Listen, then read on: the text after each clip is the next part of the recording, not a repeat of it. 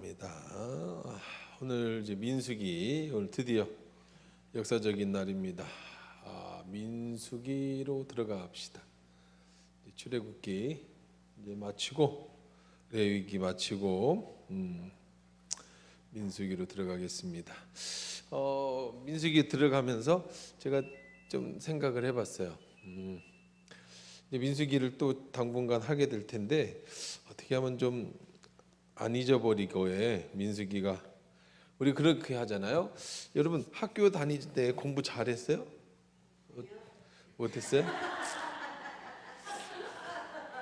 뭐 그렇게 자신 있게 얘기할 건 없고 근데 이제 우리 학교 다닐 때도 이제 대학교 다닐 때도 열심히 공부해가지고 시험 때 되면 뭐 코피 흘리면서 밤새서 그래가지고 점수도 받고 뭐 그러는데 사실 자기가 전공을 그걸 안 하면 사회에 나와서 그거를 전공으로 안 하면 별로 그렇게 크게 그 기억이 안 나, 그렇죠? 근데 그걸 그렇게 사실 기억이 안 나는데 그걸 하겠다고 그렇게 그냥 코피 흘리면서 공부를 했단 말이에요. 그런데 우리가 말씀은요, 공부를 하면 이게 언제까지 써먹어요? 그냥 죽을 때까지 써먹어. 학교 공부는 전공을 그 길로 안 가면 그냥 목숨 걸고 해도 사실 다 잊어버리는데 그때 공부했던 거. 근데 하나님 말씀은 여러분이 잘 배우면 이걸 또 계속 삶 속에서 적용하고 적용해서 죽을 때까지 써먹는 거란 말이에요. 그러니까 잘 배워둬야 돼. 그래서 민수기를 이제 들어가면서 제가 그런 생각을 가지는 거죠. 언제 또 민수기를 배우겠는가? 그렇잖아요. 사실 뭐 제가 은퇴하기 전까지 민수기를 한 번 더 안 할 것 같아요. 그렇죠? 창세기부터 우리가 제가 30년 여기서 27년 8년째 앞부분을 두 번째 해 두 번째 창세기 출애굽기 레위기 민수기 쪽을 민수기는 그때 안 했던 것 같고 왜냐하면 제가 민수기를 특별히 연구했던 그런 자료들이 없는 걸 봐서는 레위기까지는 두 번씩은 했는데 민수기는 안 했던 것 같아요. 그러면 제가 은퇴할 때까지 여러분이 민수기를 정확하게 한번 깊이 있게 공부하는 거는 없을 것 같다는 생각이 들죠. 저는 이제 여러분 아시다시피 목회를 하면서 조직적인 걸 굉장히 좋아하는 사람이에요. 모든 걸 다 조직하고 또 그 조직한 거에서 이렇게 움직여지는 그런 거를 굉장히 좋아해요. 그러니까 우리 목사님이나 전사님이 힘들어하시지. 그런데 내가 너무 이렇게 조직적인 걸 하니까. 그러다 보니까 이제 그 주일 설교도 강해 설교를 합니다. 그래서 누가복음도 하고 요한복음도 하고 사도행전도 하는데 그냥 1장부터 쭉 깊이 있게 들어가면서 그 내용을 쭉 이렇게 훑어요. 금요일에는 또 금요일에 맞게, 수요일은 또 처음에는 인물별로다가 한번 쭉 했고, 그 다음에 창세기부터 앞에 부분 쭉 하고, 그 다음에 이제 민수기 안 하고 뒤로 이제 역대기, 열왕기 쭉 나갔고, 그러다가 다시 이제 창세기부터 들어왔는데 이제 민수기가 온 거야. 그러니까 지난 30년 목회를 하면서 그냥 주목구구시고 주일 설교도 여기 했다가 저기 했다 뭐 그날 기분에 따라서 하는 게 아니고 쭉 강해 설교라고 하거든요. 이게 강해식으로 다 설교를 하고 수요일엔 성경 공부식으로 그렇게 제가 양면으로 했죠. 잘하셨어요. 수요일에는 이제 성경 공부식으로 이렇게 하는데 고민을 제가 해봤어요. 그래서 민수기를 이제 지금 한번 공부해 놓으면 다시 민수기 공부하는 건 아마 나하고는 없을 거다. 그러면 이 한 번 할 때 좀 잘하면 좋겠다. 어떻게 잘할까 고민하다가 그러면 교환을 좀 줘야겠다. 여러분이 볼펜을 가지고 성경책에도 쓰지만 볼펜 갖고 좀 쓰고 학교 다닐 때 시험 공부했던 건 다 버리고 잊어버렸지만 이런 거 적어놓은 거는 언제까지 써먹는다고?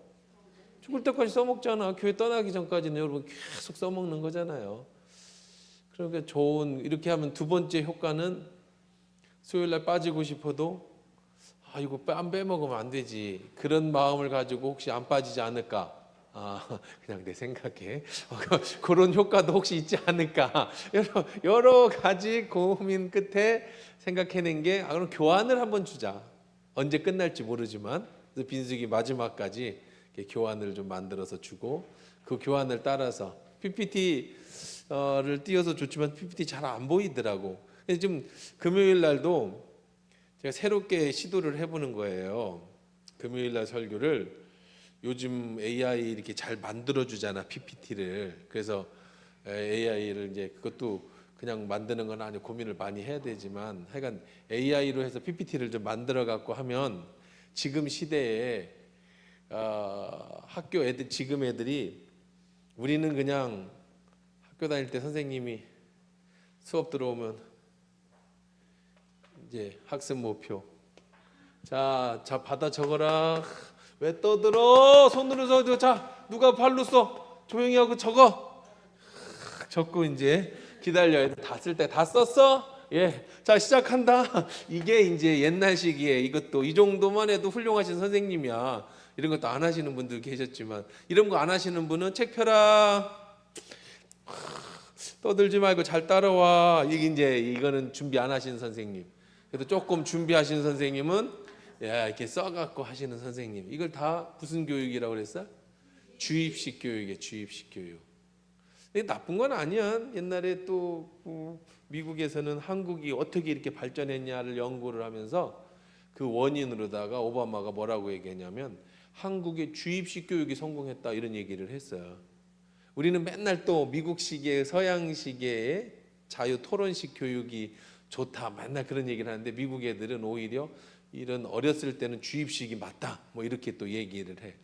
근데 요즘은 또 교육 개정이 뭐 5차 6차 막 바뀌면서 지금은 이제 뭐 토론식으로 이제 서양식으로 바뀌었죠.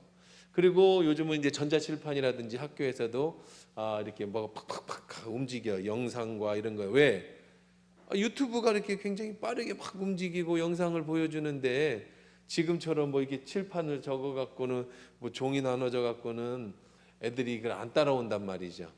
그리고 집에서도 이제 여러분들이 텔레비전 같은 데서 강의하는 거 보면 전부 파워포인트 이런 걸로 이용해 가지고 강의를 하고 또 그러다 보니까 제가 고민에 빠진 거야. 그러면 나이 드신 분들은 별로 안 좋을 수도 있는데 젊은 사람들이 계속 교회에서 계속 교육이나 이런 데 필요하면 학교 교육이나 시대처럼 이런 PPT나 이게 필요할 것 같고 그래서 제가 이제 금요일 날 실험을 해보는 거예요. 실험. 그래서 들어보는 피드백을 이런 걸 띄워놓는 게 좋은가 안 띄워놓는 게 좋은가. 근데 또 어떤 분들은 목사님 이제 눈이 나빠가지고 이제 글씨가 안 보여요. 이제 그럼 글씨가 작은 글씨가 많으니까 작은 글씨를 없애고 좀 큰 글씨로 만들어 볼까. 또 어떤 분들은 목사님 그 뭐 필요해요. 그냥 설교하는 게 더 은혜로워요. 근데 그거야 나이 든 사람들의 생각이지. 젊은 사람들은 이렇게 뭐가 휙휙 돌아가야 된다니까. 그냥 앉아 있으면 딴 생각하고 멍하고 졸아. 뭔가 그냥 팍팍 지금도 유튜브가 뭐 1분 쇼츠 뭐 30초 이것도 1분도 길다고 그래서 쇼츠 20초 15초 쇼츠가 이렇게 돌아가는 마당에 눈에도 안 보이는 걸 갖다가 앉혀놓고 있으면 다 존단 말이에요. 지금 젊은 사람들은 시대가 그런 시대야. 근데 우리가 뭐 청학동 마냥 뭐 지금 우리 여러분들은 좋지, 그지? 전화 여러분이나 준비 안 하고 그냥 이렇게 하면은 졸다 가도 모르고 뭐 이거 귀찮게 만드는데 하루 종일 걸려. 근데 이제 해보는 거예요. 왜냐하면 교회가 계속 바뀌어야지. 안 바뀌면 또 안 되잖아요. 근데 수요일 날도 그렇게 할까라고 생각을 해봤는데 아직 금요일 날 실험하는 걸 또 수요일까지 실험하는 거는 좀 아닌 것 같아. 또 특히 이제 연배들이 전부 40 넘어가신 분들이 많다 보니까 또 아무래도 옛날식 주입식 교육에 익숙해져서 이런 것은 또 안 좋을 것 같다는 생각도 들고 고민이 많아. 그래서 여러분들 얘기를 많이 듣는 거예요. 그래서 요즘에 금요일 날 이렇게 하는 게 더 좋은지 아니면 그냥 이런 거 없이 하는 게 좋은지 글씨가 작은 것 때문에 문제라면 만들 때 좀 글씨를 크고 좀 많이 줄여서 글씨 좀 크게 콩콩 하는 게 좋은지 이런 것들을 이제 자꾸 실험해 봐야 돼요. 뭐 여러분들에게만 맞추면 안 되고 한 30, 40, 30대, 40대들한테 물어봐야 되고 이제 젊은 애들은 뭐 젊은이 뭐 20대, 10대하고는 나하고는 이제 더 이상 안 맞아. 그거는 이제 우리 전사님이나 젊은 목회자들이 해주실 일인 거고. 나는 그런 애들도까지도 이제 해야 되겠다라고 생각을 해봤는데 50 넘어가면서부터는 포기할 건 포기하고 사는 게 인생에 참 스트레스를 덜 받겠다 뭐 이런 생각이 드는 게 20대, 10대 애들까지 내가 맞춰서 뭘 한다는 건 이거는 걔들한테도 힘들고 나한테도 힘든 내용인 것 같아. 그래서 30, 40, 30대 이상 맞춰야 돼. 그럼 걔들은 버립니까? 왜 버려? 우리 부목사님이나 전사님이나 또 젊은 선생님들이 해야지. 그건 또뭐 그런 사람들 별로 없는데 어떻게 합니까? 그건 또 뭐 그렇게 뭐 그 다음에 또 생각해봐야지. 내가 안 되는 걸 어거지로 할 수는 없는 거예요. 30, 40 세대부터는 어떻게 하면 좋을까? 여러분들도 좋은 피드백을 좀 주셔야 돼. 금요일 날 어떤 게 좋은지 자꾸 얘기를 해줘서 많은 사람들의 의견이 우리 교인들이 지금 금요일 날 나오시는 분이 40대 이상인데 애들도 없는데 그렇게 눈 돌아가는 거 해서 뭔 필요가 있습니까? 뭐 그렇게 얘기할 수도 있는 거고. 그래도 미래를 생각해서 이제 우리들도 계속 그런 시대에 살고 있는데 옛날식으로 청학동처럼 그냥 책 보고 있는 거는 아닌 것 같습니다. 할 수도 있는 거고. 어렵죠. 어려워. 어쨌든 생각을 해야 돼. 생각 없이 하면 안 돼. 인생은 여러분 어떤 분야든지 저는 목회자니까 저는 목회를 계속 골똘히 생각을 해. 새벽기도도 계속 기도하면서 하나님 앞에 찾고 지금 시대도 계속 보죠. 뉴스도 계속 보고 AI 어떻게 변화되는 세상도 계속 보고 그게 맞춰가야지. 그냥 그런 거 안 하면 편한데 편하면 아무것도 변화가 없어요. 여러분 분야도 마찬가지예요. 여러분이 무슨 일을 하든지 그 분야에서 계속 공부해야 돼요. 계속 공부해야 돼요. 특히 AI라는 이런 분야는요. 저도 이제 이런 거 뭐 PPT 만든다든지 자료를 검색한다든지 하는 그 AI는요. 목사님들이 이거를 잘 하시는 분들이 이제 목회자들을 위한 AI 강습을 유튜브에 올리시는 분들이 있어요. 아주 특별하게. 그런 이제 어떻게 목회 AI를 활용할 것인가. 아주 지금 심각한 그리고 여러 가지 중요한 이슈입니다. 우리 총회에서도 AI 교육을 이렇게 하고 있거든요. 이제 서울에 사니까 제가 못 가보지만, 근데 그분들이 하다가 다 포기를 해. 왜 포기를 하냐면 AI 교육을 한다고 해서 무슨 여러분 챗GPT니 이런 거를 목회에 어떻게 쓸 건가를 만들었잖아요. 그리고 오늘 올리잖아요. 그 옛날 거 돼 버렸어. 더 새로운 게 어제 나왔어. 그러니까 이걸 올려놔 보면 이거 언제 걸 올려놓은 거야 그런다니까. 근데 이거 만드는데 시간이 걸릴 거 아니야. 걔들도요. 사전도 찍어야 되고 자료도 하고 새로운 거를 공부한 거잖아. 그 사람도. 그래가지고 꼭 자기도 고민해가지고 이렇게 하면 이렇게 되고 이런 거를 다 했단 말이죠. 지금도 목사님이 여기서 창세기 1장 1절 엔터 치면 바로 딱 떠버리는 그걸 다 준비를 했는데 이게 옛날 거 되는 거야. 옛날 거.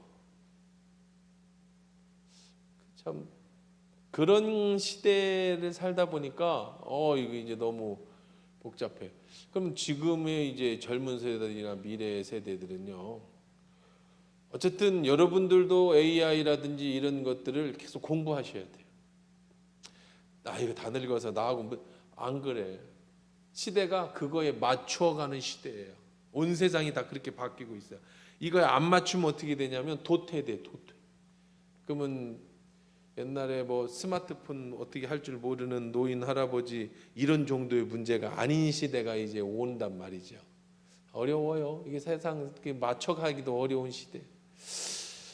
자, 어쨌든 그래서 목회가 됐든 여러분들의 개인적인 여러분 사업이 됐든 직장이 됐든 도태되지 않으려면 계속 공부하시고 뉴스 보고 세상이 어떻게 돌아가는지 자꾸 아시고 그 가운데서 우리는 어떤 생각을 가지고 세상을 살아가야 되는지 고민해야 되는 거죠. 그래서 이제 민수기 넘어 들어가려고 합니다. 그래서 오늘은 이제 민수기 서론 여러분들 나눠드렸죠, 종이. 자, 그래서 이거 답을 달지는 않아요. 여러분들이 이제 저하고 강의를 들으면서 스스로 답을 달아보는 거예요. 제가 뭐 이거 나눠주고 이거 공부하듯이 자 여기 밑줄 긋고 답은 이거예요 이런 공부를 하는 게 아니고 저는 그냥 설교를 할 건데 설교 내용이 이거라고요. 그 대신에 여러분이 집중해서 듣고 가로놓기에 답을 달아보고 그 다음에 옆에 공간들이 있잖아요. 공간들이 이런 공간들에다가 여러분들이 내용을 좀 적으시고 그리고 이거를 차곡차곡 모으시라고 이게 한 21, 2장 정도 제공해 드릴 거예요. 이제 1장부터 이렇게 해서 핵심 내용만 그 주에 중요한 핵심 내용만 이렇게 저장을 해 드릴 거예요. 그러면 여러분들이 이 옆에다가 내용들을 좀 적어 놓으면 이게 자료가 되잖아요. 이 자료가 되면 언제까지 써먹는다고요? 죽을 때까지 써먹어요. 그냥 이렇게 심심할 때마다 한 번씩 넘겨보시든지 또 설교를 들으면 아 민수기 그 얘기가 그거였지 이게 이렇게 나올 수 있다는 겁니다.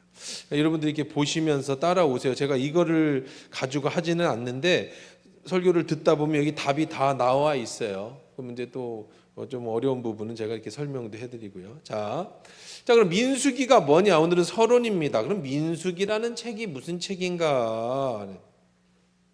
그래서 제가 이제 제목을 이렇게 잡아봤어요. 민수기 서론에서 민수기는 한번 읽어볼까요? 광야 하나님의 러브 스토리다. 민수기 하나님의 러브 스토리. 왜 그런가?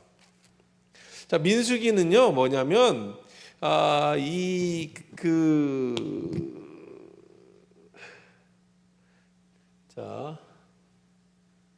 이렇게 돼 있는 거예요. 나중에 지도를 좀 뭐 크게 목사님 한번 위에서 이스라엘 지도는 한번 띄워놔줘 보세요. 이스라엘 지도만 이렇게 생겼어요. 지도가. 그럼 여기가 이제 블레셋이라는 동네고 여기가 이스라엘에 살던 숫곳이라고 하는 동네입니다. 여기에서 이스라엘 이제 홍해를 이렇게 건너죠. 여기 홍해입니다. 홍해를 이렇게 건넜어요. 그럼 이렇게 가면 돼요. 여기가 단이라는 데고 여기가 부엘세바라는 데거든요. 그럼 단에서 부엘세바 여기가 가나안 땅이에요. 그러면 이스라엘 백성이 이렇게 가면 돼. 이틀이면 가는 데를 이렇게 갔다가 여기 가가지고 여기 여리고예요. 여기가 여리고성 못 가가지고 어떻게 했어요? 정탐꾼이 갔더니 우리 못 가요. 그래가지고 빠꾸 그래서 다시 돌아왔어요. 여기에서 여기를 어디라고 불렀어요? 여기가 광야에서 몇 년? 40년 살던 이야기가 민수기예요. 여기에 이야기가 40년 광야 사는 이야기가 민수기다. 시내산의 광야가 직선거리는요. 그냥 여기에서 그냥 직선거리로 천천히 애기들 다 데리고 유모차 끌고 가도 아무리 늦어도 일주일에서 열흘, 11일, 11일 보통 그렇게 얘기한다고 그러죠. 그 정도면 갈 수 있는 그런 땅입니다. 직선거리로다가. 그런데 40년을 갔다 40년. 그러면 여기를 왜 40년에 걸려서 갔을까요? 길을 몰라서 그러진 않았을 거예요. 그렇죠? 바보도 아닌데 길을 모를 리는 없단 말이죠. 그럼 왜 40년을 뱅글뱅글 돌아? 그리고 40년이 이 사람들이 무서워서 못 들어간 게 아니에요. 시내산에서부터 이제 여기가 시내산인데 시내산에서 모세가 십계명을 받은 다음에 이제 우리 같이 레위기 때 성막을 지었죠. 그리고 아론의 제사를 지낼 때 첫 불이 하늘에서 내려왔잖아요. 그래서 우리 출애굽기에서 본 겁니다. 레위기에서 본 거예요. 그래서 성막 앞에 번제단이 이렇게 있어서 번제단 앞에 불이 폈잖아요. 그러면 이 불이 쭉 올라가서 이제 이 성막 위로 이 불기둥이 이렇게 솟아 있어요. 그래서 밤에는 무슨 기둥? 불기둥. 낮에는 구름 기둥으로 이게 내비게이션이었어요. 내비게이션. 그래서 이 기둥이 이 불과 구름이 움직이면 어떻게 해요? 출발. 나팔을 푹 불어서 출발하는 거예요. 그러니까 뭘 보고 따라다닌 거예요? 내비게이션이 구름기둥, 불기둥이에요. 그럼 이 구름기둥은 누가 지시를 해요? 그러면 40년을 사는 거는 이들이 스스로 40년을 산 거예요? 길을 몰라서 40년을 산 거예요? 하나님이 40년을 살게 하신 거예요. 그렇죠. 하나님이 40년 살게 한 거죠. 왜? 그건 지난번에 얘기했었던 겁니다. 왜? 이 1세대들이 다 죽고 이제 2세대들, 1세대, 2세대가 여기서 더 일어났는데 그들에게 법을 가르치기 위해서다. 그랬죠. 그래서 나라가 있으려면 국민 주권, 영토가 있어야 되는데 그 중에 제일 중요한 건 주권이야. 하나님께 주권이 있다. 법에 있다. 법. 우리나라도 법이 있어야 하잖아요. 그러니까 지금 국회에서는 계속 법을 또 만들고 또 만드는 거잖아요. 나라가 계속 세상이 바뀌니까. 그래서 이스라엘의 법은 무슨 법이에요? 율법이에요. 율법. 하나님의 법. 그래서 40년 동안 이들에게 무슨 교육을 시켰어요? 레위기에 있는 율법 교육을 시켰어요. 왜? 이들의 여기서 살 때 이들은 무슨 정신을 갖고 살았어요? 노예 정신을 가지고 살았어요. 그 노예 정신을 빼고 하나님의 백성의 정신을 집어넣는 거. 그래서 지금도 같은 기독교인이 지금 한국교회가 정말로 큰 문제가 뭐냐면 한국교회의 가장 큰 문제가 뭔지 아세요? 여러분 한국 기독교가 가장 큰 문제가 뭐예요? 왜 여러분들이 어디 가서 교회 다닌다고 하는 게 맑은 세상 말로 그냥 창피해요? 왜 어디 가서 자신 있게 나 교회 다닌다고 왜 못해? 세상 사람들이 기독교를 나쁜 개념으로 관념으로 봐. 코로나 때 막 모이지 말라는데 맨날 모이고 또 뭐 무슨 맨날 데모하고 뭐 미국 국기 흔들고 막 이상한 기독교. 그게 기독교 정신이 잘못됐어요. 이 우리 한국 기독교의 기본 정신, 하나님의 세상으로 말하면 얘들이 옛날로 말하면 율법이라고 했단 말이에요. 근데 이 율법은 아니지만 예수 그리스도의 정신이 잘못됐어. 예수님이 하신 말씀이 잘못 전달했어. 한국 교회가. 다는 아닌데 어느 부분에 있어서 어떤 부분에 있어서 잘못 전달되어졌느냐. 너무 우리는 복을 기원하는 이걸 하나님이 싫어하던 거야. 우리 구약 성경에서 계속 봐왔던 거죠. 이건 뭐였어? 기복은요. 복을 비는 건 뭐예요? 우상숭배란 말이야. 우상숭배. 우리는 기독교가 우상숭배화됐어. 우상숭배. 비나이다 하나님께 비나이다. 무병장수하게 하시고 이렇게 예수 잘 믿어서 부자 되게 하시고 예수 잘 믿어서 병 낫게 해주시고 예수 잘 믿어서 우리 애들 좋은 대학 가게 해주시고 이게 목적이었다고요. 그리고 하나님이 그렇게 간구하는 기도를 들어주셨어요. 그래서 정말 이 나라가 전 세계 유례 없는 하나님의 그 기도를 그런 엄청난 발전을 일으켰죠. 발전을. 물질에 대해서만큼은. 그런데 그런 물질적인 발전의 풍요가 기독교 정신이냐? 그건 아니었단 말이에요. 그건 아니에요. 왜? 생각해 보세요. 우리 아들 좋은 대학 가게 해주세요. 비나이다 하나님께 비나이다. 수능 40일 기도 그리고 하나님 앞에 헌금 잘하고 예배 잘 드리면 하나님이 복 주셔서 그래서 애가 좋은 대학을 갔어요. 좋은 대학 가기 전에는 수능 준비해야 되니까 교회 안 나오고 좋은 대학 가니까 하나님 떠나고 그런 거예요. 교회가 우리가 하나님 앞에 잘하는 것은 교회당을 멋지게 지는 거다 해가지고 대리석으로 수천억짜리 예배당을 지었어. 하나님 앞에 헌납했어. 성도들이 열심히 헌금해가지고 예배당을 지었어. 하나님이 기뻐하시는 게 예배당 짓는 걸까? 다윗의 예배당과 지금의 한국교회 예배당이 같은 거라고는 절대 아니에요. 그건 성전이고 다윗이 지은 거는 뭐예요? 성전이에요. 성전. 우리가 지금 예배 드리는 거는 뭐예요? 예배당이에요. 그럼 성전은 어디 있어요? 지금 시대 성전은 여러분이 성전이잖아요. 우리가 교회라고. 내가 성전이야. 내 안에 누가 계시니까? 성전에 누가 계셨어요? 하나님이 계셨어요. 지성전, 지성소에. 우리가 레위기에서 배운 거잖아요. 이 성소에는 이 번제단이 있고, 다 이게 여러분 우리 창세기, 출애굽기, 레위기, 민수기 여러분 수요예배 나온 게 여러분 다 머릿속에 있는 거예요. 여러분 이게 세상 살아가는 거예요. 이게 예수 그리스도의 복음하고 전부 다 똑같은 거예요. 자, 이 성소에는 지성소와 성소가 있었잖아요. 그렇죠? 그래서 여기를 지성소라고 불렀고, 그리고 이 지성소와 막이 쳐져 있어요. 아무나 못 들어가. 그리고 여기는 여기는 뭐가 있었어요? 성소가 있어요. 성소. 여기 번제단이 여기 있는 거고, 물두멍이 여기서 씻고 들어가죠. 이거 다 우리가 몇 달 동안 배운 거잖아요. 그럼 여기 성소에서는 매일 떡상으로다가 말씀이 있고, 그 다음에 여기에는 7 촛대가 있어서 불을 밝히고, 그랬죠? 그 다음에 이 지성소에 가면은 뭐가 있었어요? 여기는 지성소 안에는 뭐가 있어요? 법궤가 있잖아요.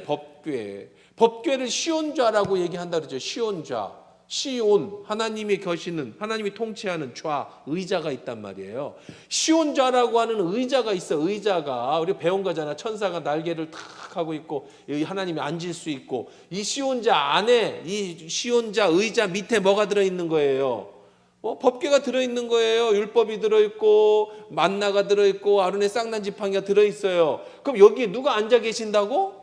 하나님이 앉아 계시는 거예요. 그래서 7월 대속제일에 하나님 만나러 들어오는 거잖아요.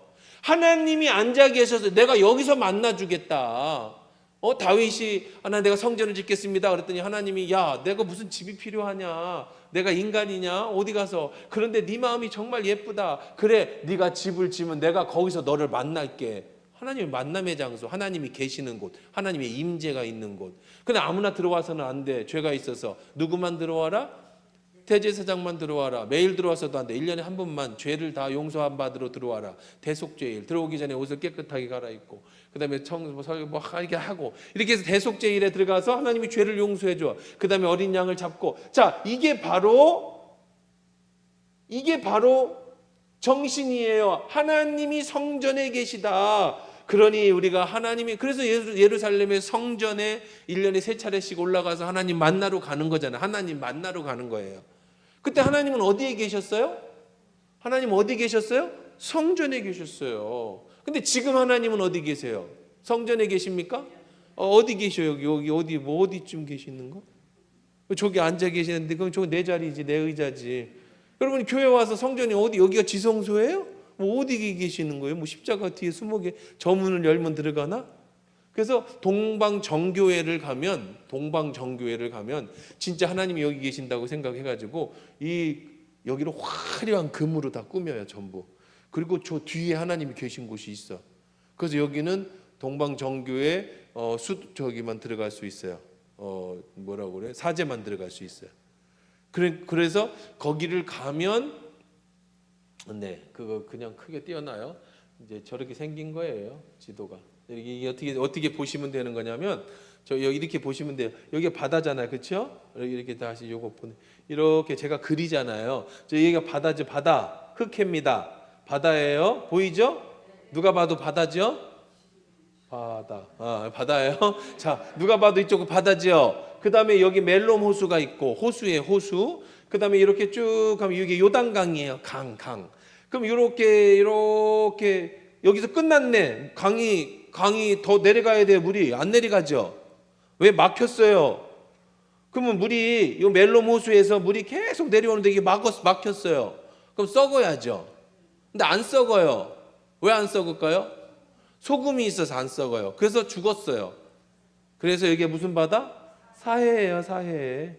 이게 요단강입니다. 요단강은 비가 많이 오면 큰 강을 이루고, 비가 안 오면 이렇게 건너갈 수 있는, 여기가 전부 무슨 지대니까? 사막지대니까. 그 다음에 저 밑에는 그림이 안 그려져 있는데 이렇게 생겼어요. 밑에 그림이 보면 여기 아까 얘기한 뭐라고? 여기가 홍해, 여기가 숫곳, 이스라엘 사람들이 살던 곳이에요. 여기는 애굽이에요, 애굽. 그 다음에 이렇게 뭐가 있냐면 블레셋이 여기 살아요. 블레셋다고 이렇게 블레셋. 그 다음에 이제 여기 저쪽에 이렇게 돼 있는 게 이제 블레셋인 겁니다. 이 옆에가. 그리고 이쪽이 어디예요? 여기도 소돔과 고모라고, 여기가 세겜이고, 그다음에 여기 에발산과 그리심산이 여기 있고, 어쨌든 여기가 광야고 뭐 그런 거예요. 그래서 이렇게 그림을 보시면 이렇게 해서 이제 민수기를 보다 보면 저 지형이 많이 나올 거예요. 어디 가서 뭐 불을 피웠고, 어디 가서 뭘 했고, 뭐 어디 가서 뭐 반역을 일으켰고, 어디가 뭐 이렇게 나오고. 언제 한번 지도 구경하시는 것도 재밌습니다. 이게 왜 어디까지 얘기하다 이리 갔을까? 여기 기본, 기복, 우상, 정신. 자, 그래서 이 구약의 정신은 성전에 하나님이 계신다. 그래서 우리는 어디를 가야 돼요? 성전에 가서 누구를 만나야 돼요? 하나님을 만나야 돼. 그럼 지금 시대에는 성전이 있다 없다? 이런 건물적 성전은 없어요. 왜? 하나님이 예수 그리스도를 보내주셨고, 예수 그리스도가 승천하시고 부활하신 다음에 다른 하나님을 보내주셨어요. 누구를 보내주셨죠?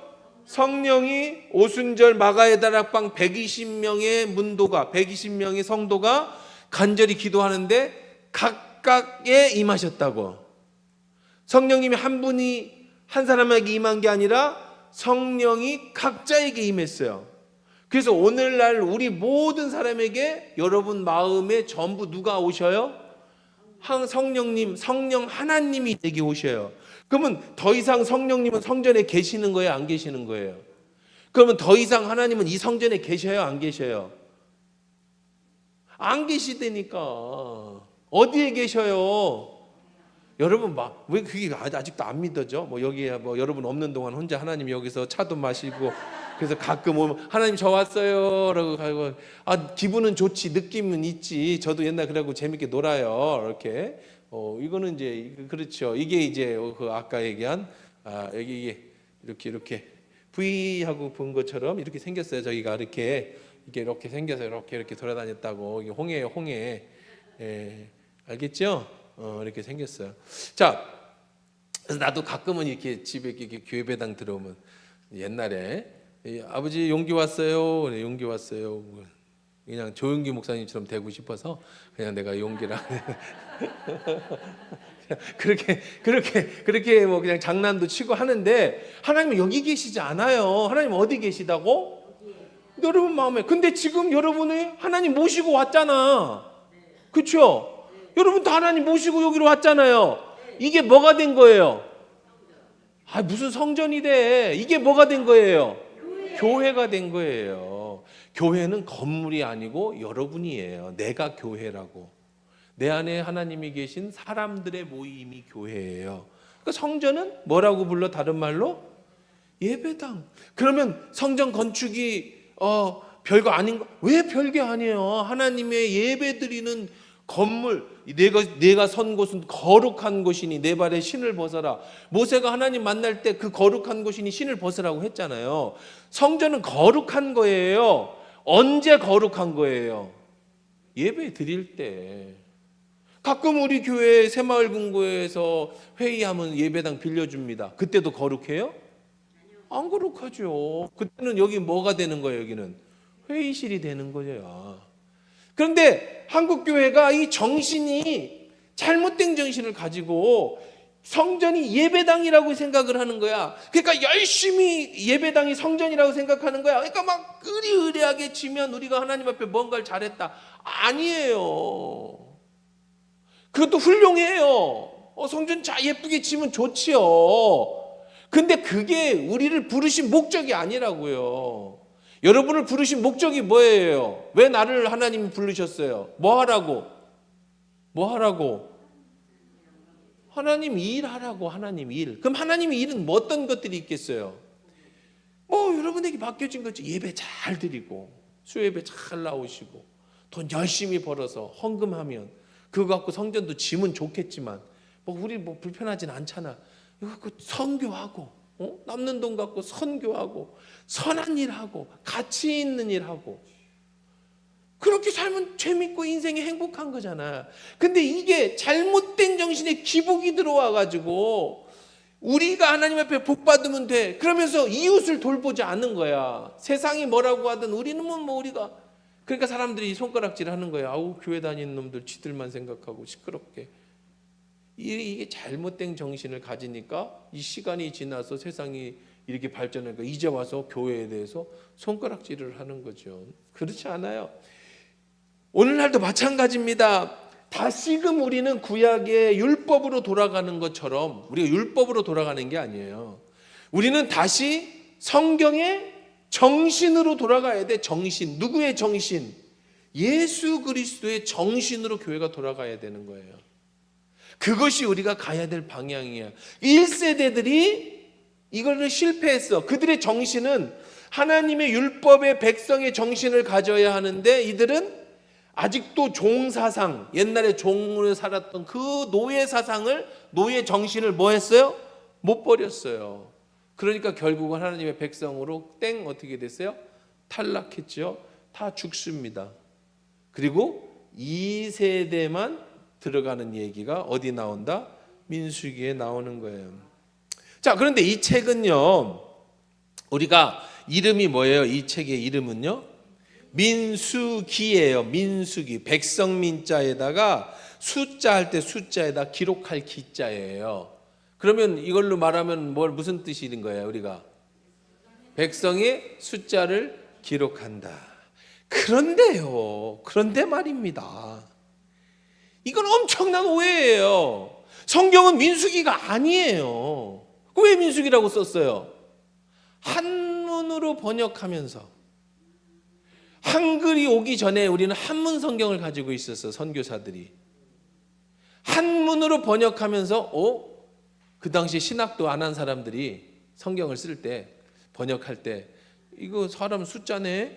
그러니까 백성민자에다가 세아릴 숫자에다가 숫자에다가 기록할 기, 백성의 숫자를 기록한 책이다. 응? 백성의 숫자를 기록한 책이 무슨 의미가 있어? 민수기가 백성 숫자 기록한 거예요? 아까 제가 제목을 뭐라고 다뤘어요? 하나님의 러브 스토리를 갖다가 뭐라고 썼다고? 백성을 이렇게 재미없는, 정말로 아주 이런 거를 우리가 만들어 버렸어. 하나님의 정신하고 아무 상관없이. 그렇지 않습니다. 그럼 이 책은 무슨 책이냐? 뭐라고 그러면 히브리인들을 불렀느냐면, 여러분들 여기서 적어놨죠? 베미드바르라고 하는 책을 해요. 베미드바르. 민수기라고 안 불렀고 이걸 베미드바르라고 불렀는데, 베미드바르라는 뜻은 뭐냐면 뭐 같아요, 여러분? 광야에서. 어떻게 알았어요? 안 적어놨잖아. 와, 우리 집사님, 이야, 지금 챗GPT. 요즘은 설교도 걱정이야. 막 하다가 목사님 숫자가 틀린 것 같은데요. 막 이럴까 봐. 그 뒤에다 붙여놔야 돼. 설교 중 챗GPT 금지. 막. 자, 어쨌든 이거는 무슨 뜻이냐면 광야에서라는 뜻이에요. 이 광야에서라는 뜻은 뭐냐면 1장 1절 한번 읽어봅시다. 민수기 1장 1절 시작. 이스라엘 자손이 애굽 땅에서 나온 후 둘째 해 둘째 달 첫째 날에 여호와께서 시내 광야 회막에서 모세에게 자, 하나님이 여호와께서 어디에서요? 광야 회막에서. 아까 우리 회막이죠, 성막. 우리 레위기 때 성막 만들었잖아요, 그렇죠? 회막 만들었잖아요. 회막에서 하나님이 모세를 만나셨어요. 커피숍에서 만났다고요. 그리고 나서 이야기하시는 이야기, 모세를 만나서 하나님이 해주신 이야기, 이게 바로 무슨 뜻이에요? 민수기라는 뜻이에요. 한문으로 백성의 숫자 헤아리기. 이건 너무 그렇죠? 이 인구조사 책이 아니고 베미드바르, 광야에서. 왠지 광야에서 그러면 좀 운치 있어 보이고 시적인 것 같고, 광야에서 무슨 일이 있었을까? 이렇게 노래 제목 같기도 하고. 그렇게 해야 되는데 민수기 그러니까 백성 숫자 세아리는 거예요.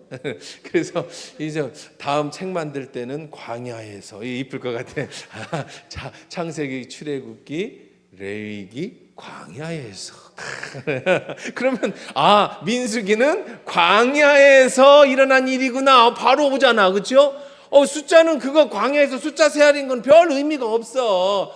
무슨 족이 레위 족속이 몇 명이고 유다 족속이 몇 명이고 그건 아무리 연구를 하고 기도해봐도 그 별 의미가 없어. 물론 뭐 어떤 지파가 열심히 하나님께 순종했더니 복을 받아서 인구가 많아졌다. 뭐 그 정도지 뭐 숫자는 큰 의미가 없어. 그런데 진짜는 광야에서는 뭐 민수기 그런 무슨 사람 숫자 적어놓은 뭐 선거부 명록 같으죠. 뭐 회계장부 같은데 뭐 광야에서 그러면 막 영화 제목 같기도 하고. 근데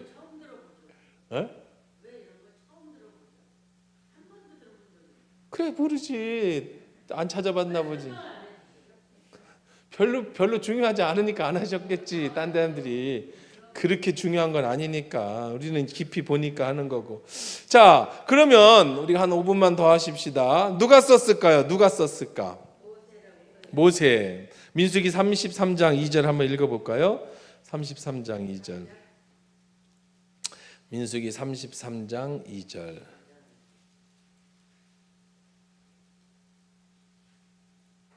같이 읽어봅시다. 자, 33이 시작. 모세가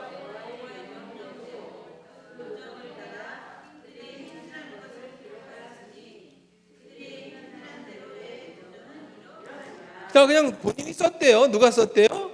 모세가 썼대요. 그건 모세가 썼다고는 하지만 여러분 이걸 잘 이해하셔야 돼요. 모세가 앉아갖고 민수기 써야지 쓴 건 아니고 기록한 학자들이 썼겠죠. 그런데 누가 썼다고 그래요? 여러분 한글은 누가 만들었어요? 세종대왕이 연구해서 만든 게 아니고, 그렇죠. 세종대왕이 학자들을 불러가지고 한글을 만들자. 그래서 여러 학자들이 만드는 거를 세종대왕인데 저서에 누구라고 썼어요? 세종대왕이라고 쓴 것처럼 모세가 모세 오경이라고 합니다. 모세가 썼다고 그래서 창출, 레민신, 창세기, 출애굽기, 레위기, 민수기, 신명기까지를 뭐라고 그래요? 모세 오경 5가지 모세가 쓴 책이라고 하는데, 물론 모세가 썼지만 모세가 다 쓴 게 아니고 누가 썼어? 그 당시에 하나님의 감동을 받은 학자들이 썼지. 근데 왜 모세 오경이라고 불렀어? 대표잖아, 대표. 모세 죽은 얘기도 나와. 그럼 뭐 자기 죽은 걸 자기가 써? 나는 3일 후에 죽을 거다. 그거를 뭐 옛날처럼 쓰겠어요? 아니잖아요. 그러니까 모세가 죽은 후에, 그러면 마찬가지인 거예요. 다윗의 시라고 그래서 다윗이 다 쓴 게 아니고 후대에 여러 사람들이 쓴 시 중에 이것은 굉장히 다윗하고 닮았다. 이런 거는 다윗의 시로다가 이렇게 봐주기도 하고 그런 겁니다.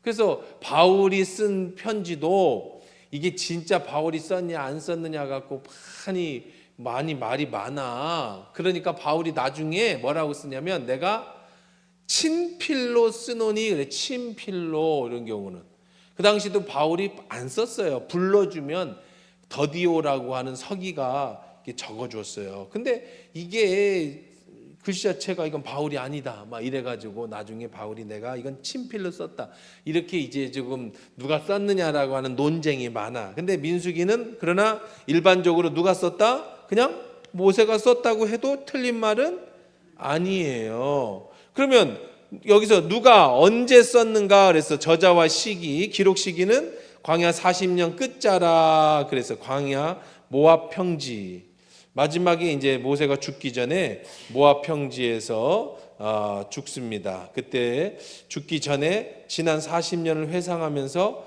정리한 책이다라고 생각하면 좋습니다. 그래서 민수기는 오로지 어디 얘기만 나와요?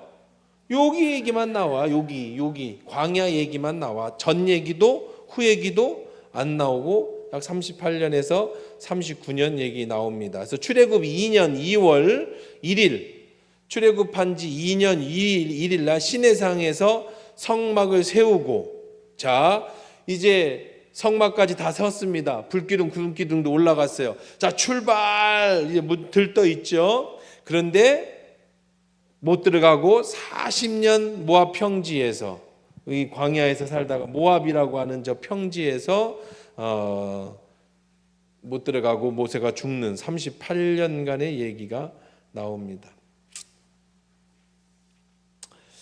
자, 그러면은 우리 4번까지만 하고 우리 다음에 이제 5번 하도록 할게요. 자, 그래서 여러분 이건 얘기했던 겁니다. 금방 끝날 수 있어요. 4번은 아까 두 세대 이야기라고 그랬죠?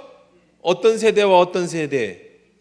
그렇죠? 1장부터 25장까지는 누구 얘기? 1세대. 1세대가 누구예요? 여기 같이 10가지 재앙 보고 나왔던. 그 다음에 25장부터 마지막까지는 누구 세대? 누구 이야기? 2세대. 2세대들은 누구예요? 여기서 태어난 젊은 세대. 그러니까 결국 안 되더라. 나이 든 사람은 안 되더라.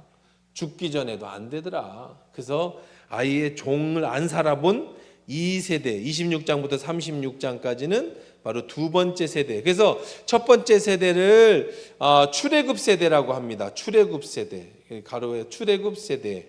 그렇죠? 출애굽 어디서부터? 시내산에서 출발해서 다 죽은 광야에서. 근데 참 안타깝죠. 여기 가겠다고 나왔는데 한 명도 못 가고 다 죽었어요. 누구를 위해서 그래? 누구를 위해서 종을 울린 거예요? 그러니까 그렇죠. 다음 세대를 위해서. 본인은 하나도 못 갔어요. 여호수아 갈렙 말고는.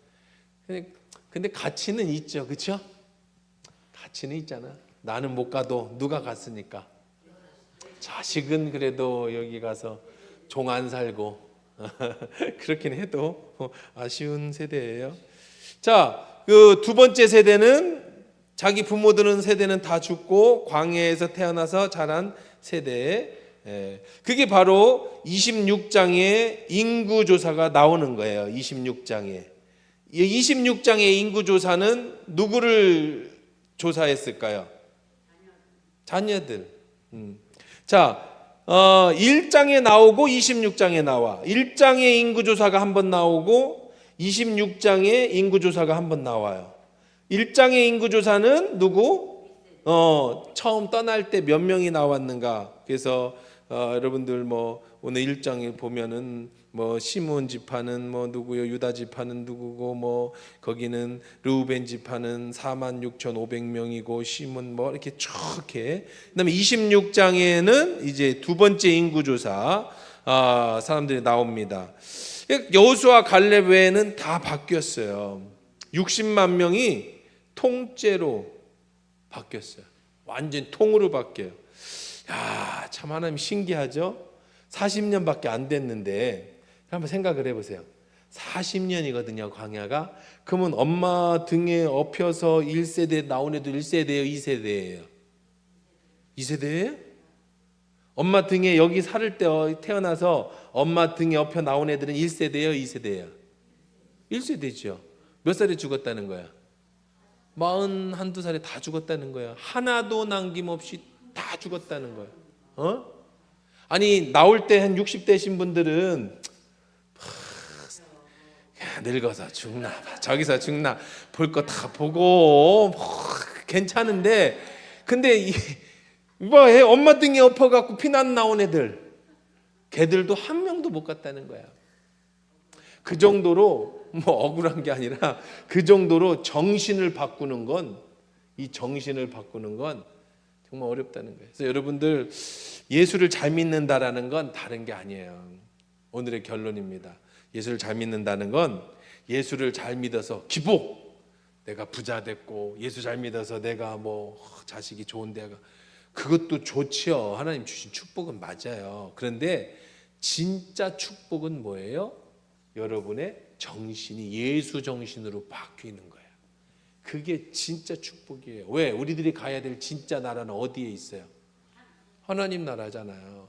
그 하나님 나라에서 살아가는 사람들의 정신을 바꾸기 위해서, 우리를 바꾸기 위해서 예수님이 이 땅에 오신 거고, 그러니까 여러분도 지금 수요예배 나와서 말씀 공부하는 게 뭐 바꾸는 시간이야? 여러분 정신 바꾸는 시간인 거예요. 정신 개조 시간. 우리 수요예배를 정신 개조 시간으로 이름을 바꿀까?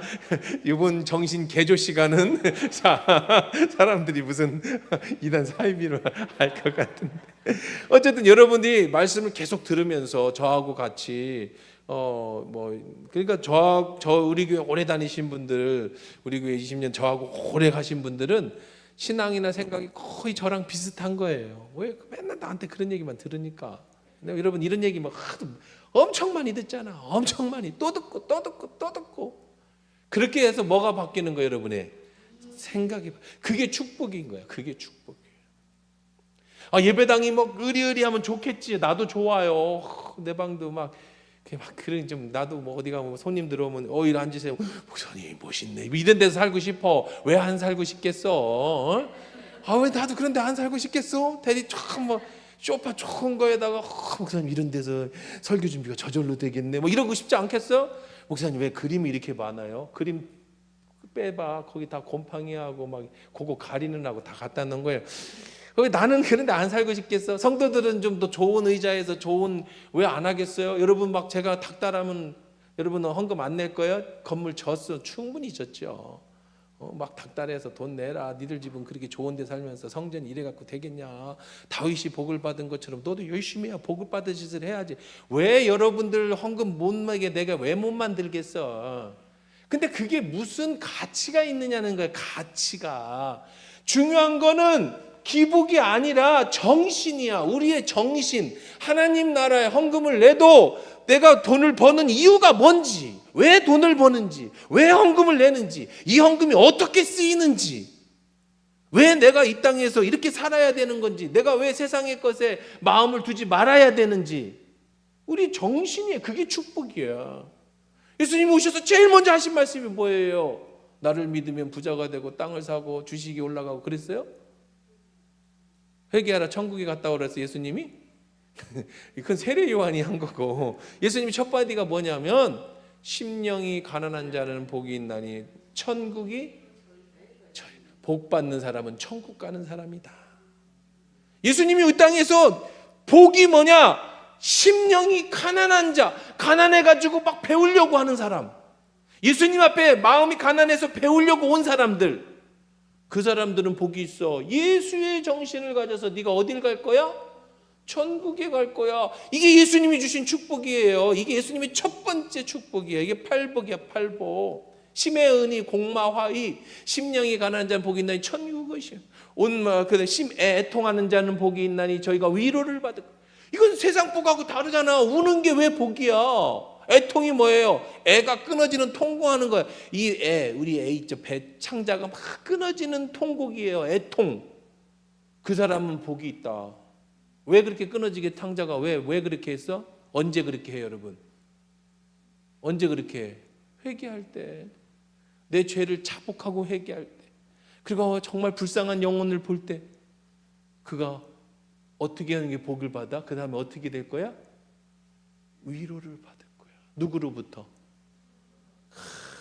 따뜻한 위로. 회개한 자에게 주시는. 이게 예수님이 말씀하시는 복이야. 애통한 온유한 자. 이건 전혀 세상의 기복하고는 전혀 다르죠. 긍휼히 여기는 자. 저가 긍휼히 여김을 받을 것이요. 이게 바로 정신이란 말이에요. 예수의 정신. 이 1세대들의 정신.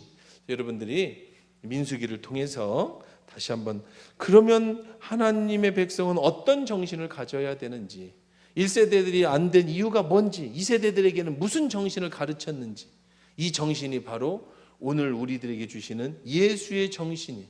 예수의 정신을 가진 사람을 우리는 그리스도인이라고 부르는 거예요. 그리스도의 사람. 여러분들 전부 이런 축복이 여러분에게 임하기를 주의 이름으로 축원합니다. 우리 다음 주에 이어서 주요 사건부터 민수기 서론 조금 더 볼게요. 우리 같이 합심해서 기도합니다.